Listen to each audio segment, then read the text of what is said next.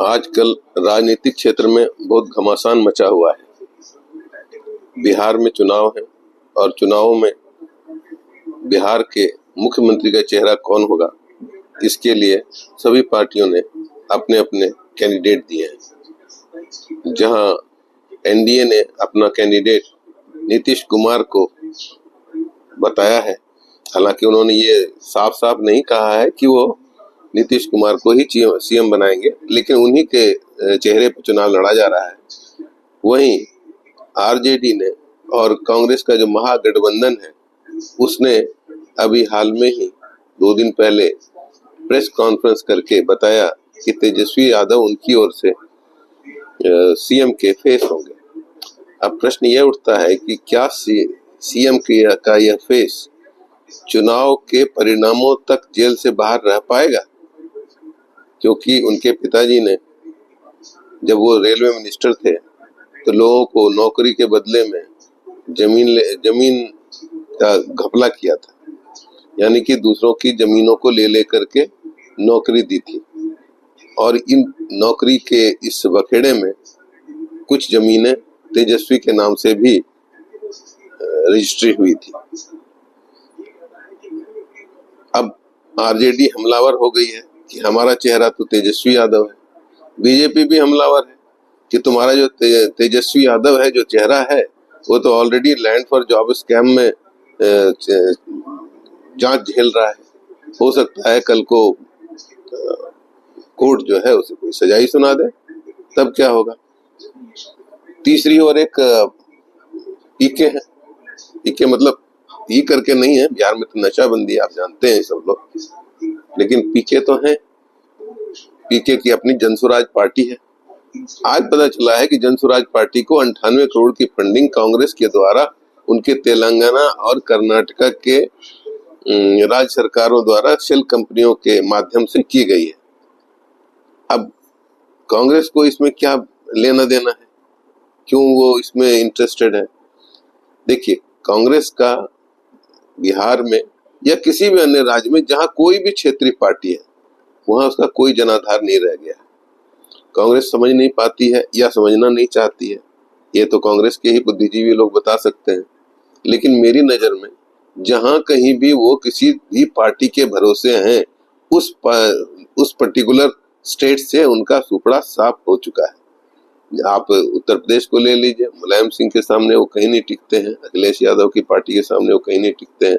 आप बिहार में ले लीजिए, आरजेडी के सामने कहीं नहीं टिकते हैं। आप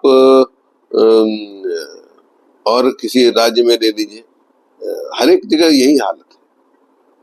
अब प्रश्न यह है कि क्या कांग्रेस इस तरीके से नरेंद्र सरेंडर की जगह में राहुल सरेंडर की मुद्रा में आ गई है?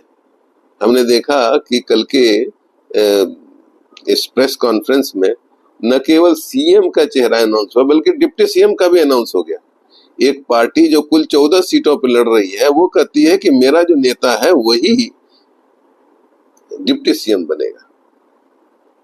ये डिप्टी सीएम जो है, ये इस तरीके की पोस्ट है जिसको आप ऑर्नामेंटल कह सकते हैं। इनको कोई काम वाम होता नहीं है, लेकिन ऑर्नामेंटली वो सीएम के नीचे में गिने जाते हैं। कैबिनेट मिनिस्टर तो होते ही हैं।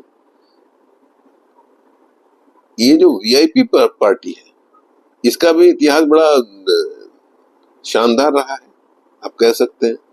जिसके तरफ भी कुछ उनको मिल जाए, वो उसकी तरफ लुढ़क लेते हैं। एक बिहार में कहावत है, डगरा के बैंगन, ठीक वैसी ही पार्टी है ये। अब आप कह सकते हैं कि नीतीश कुमार भी तो डगरा के बैंगन ही है। कभी वो लालू के साथ चले जाते हैं, कभी बीजेपी साथ चले जाते हैं, लेकिन दोनों में एक अंतर है कि नीतीश कुमार को अपनी हैसियत का पता है। जब वो लालू के साथ गए थे, तो भी उनको हैसियत का पता था कि उनके पास में अभी हैसियत है कि वो चीफ मिनिस्टर रह सकते हैं। लेकिन हम के ये वीआईपी पार्टी के साथ ऐसा नहीं है। वीआईपी पार्टी मुख्यतः मल्लाहों की पार्टी है, मल्लाहों की संख्या है। लोग कुछ भी कह लें, कितना भी कह लें, लेकिन इन सारी उलझनों में, इन सारे जोड़ घटाव और गुणा भाग में आप मुझे एक बात बताइए, ये मुसलमान किधर है?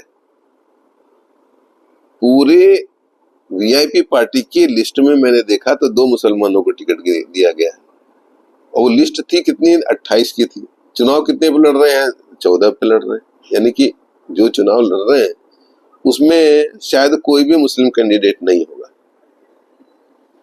अब है कि ये सारी जो उठा पटक नूरा कुश्ती हो रही है, सब मुस्लिम वोटों के लिए ही तो हो रही है। उसी के लिए तो लोग राम को गरियाते हैं, उसी के लिए तो लोग मनुस्मृति को जलाते हैं, उसी के लिए तो लोग रामायण का कहते हैं कि रामायण में जातिवादी व्यवस्था है।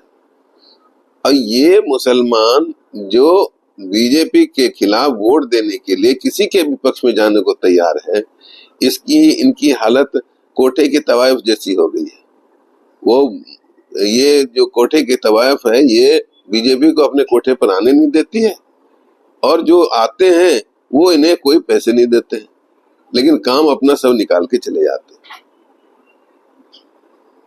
तो इस तरीके से भारत का जो ये पॉलिटिकल सिस्टम है, ये एक बहुत ही अजीब से दौर से गुजर रहा है, दौर ही कहा जाएगा। हमारे जैसे लोग जो कि सामान्य जन में हैं, जिनको कोई किसी पार्टी से बहुत ज्यादा लेना देना नहीं है, लेकिन हाँ अपने राष्ट्र से, अपने धर्म से, अपने धर्म चिंतन से जरूर लेना देना है, वो कोशिश करते हैं कि हम ऐसे लोगों को वोट दें, हम ऐसी पार्टियों को जिताएं जो हमारे धर्म का ख्याल रखें। देखिए बिहार में ऊंट किस करवट बैठता है। अभी के लिए इतना ही, फिर मिलेंगे फिर किसी एपिसोड में। Thank you.